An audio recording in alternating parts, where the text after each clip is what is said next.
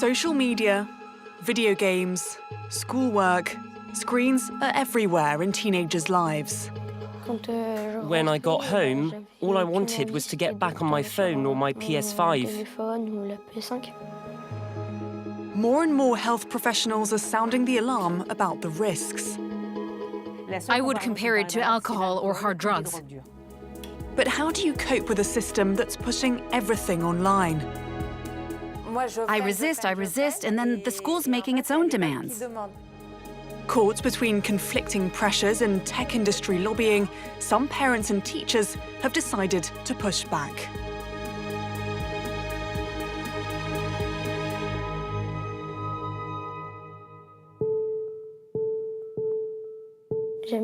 I like video games because they teach me creativity.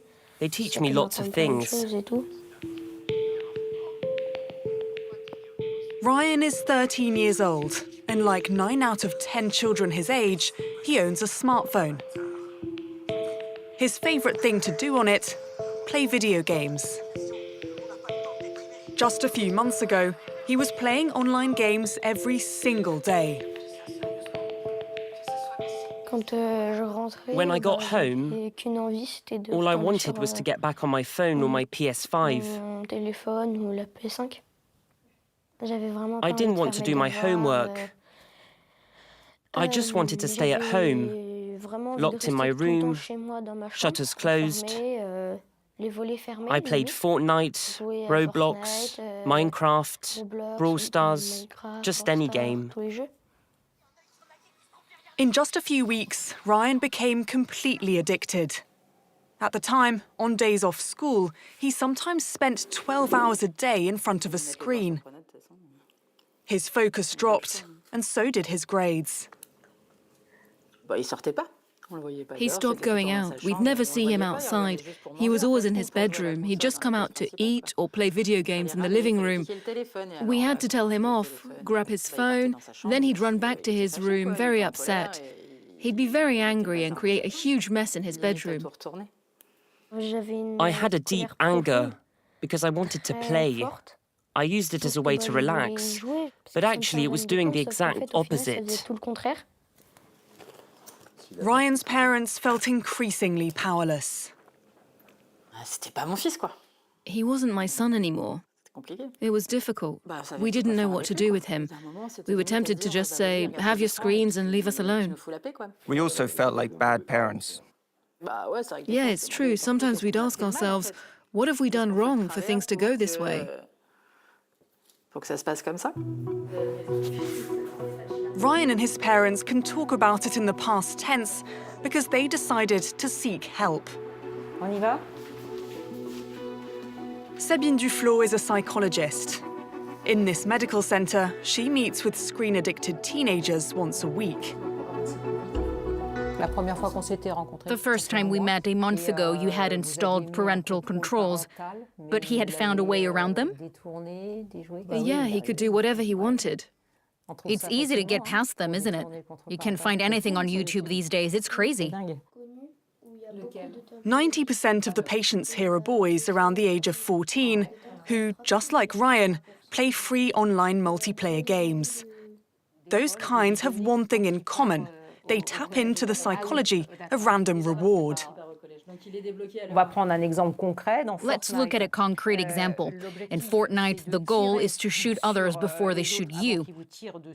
As you move around the map, you might come across high-quality weapons that give you a real advantage, or you might not. That's entirely random. And that's what creates the addiction. The only comparison that seems fair to me is alcohol or hard drugs. She believes that withdrawal is the only solution to breaking the cycle of addiction. If your 13-year-old had a drinking problem, vodka in the morning, whiskey in the afternoon, and I prescribed a detox, you would think that was perfectly reasonable, right? Well, this is exactly the same thing. The first few days of withdrawal were tough for Ryan, but within a few weeks he started noticing a difference. I still feel like I really have that urge for screens, video games, all of it. But now I actually think more about my friends. about going out with them. Before, we'd never hear him. He'd come home, go straight to his room and be on his phone. But now we've got a total chatterbox. It's so much nicer. On average in France, children are now given their first smartphone at the age of 9 and spend more than 4 hours a day on a screen outside of school hours. A number of health professionals are sounding the alarm about the risks for the mental and physical health of children and teenagers: deteriorating sleep quality, exposure to violent or pornographic content, stress, anxiety and depressive disorders, as well as declining attention spans. In response, some parents have decided to join forces to avoid giving their children smartphones too early.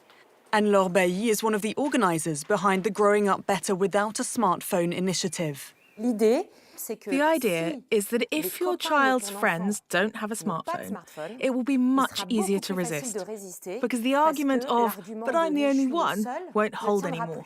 At first, it starts almost hyperlocally. You talk to the parents of your child's friends, and you ask each other, OK, starting secondary school is a big step. We're not planning to give our child a smartphone. What are you thinking?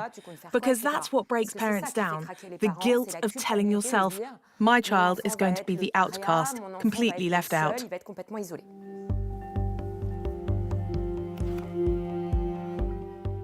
The last thing I want is a child who's hooked on screens. Gaëlle has signed up to be a part of the initiative. Her daughter, Clémentine, is nearly 14 years old. I see it in kids my daughter's age, and even her younger siblings. They just don't know how to play anymore. Nothing happens. There's no downtime, no creativity spilling over, no imagination, no made-up stories. All of that has just vanished. At her age, Clémentine is an exception. But two of her friends also just use a flip phone. I feel less alone. And most of all, we actually spend real time together. We talk so much more. We're not all buried in our phones watching videos and only saying to each other, oh, look, that's so cool. Hey, Clem, I think you've got a spelling test to do. Despite Clémentine and her parents' best efforts, screens are almost impossible to stay away from completely. That day, Clémentine had homework to do online. It's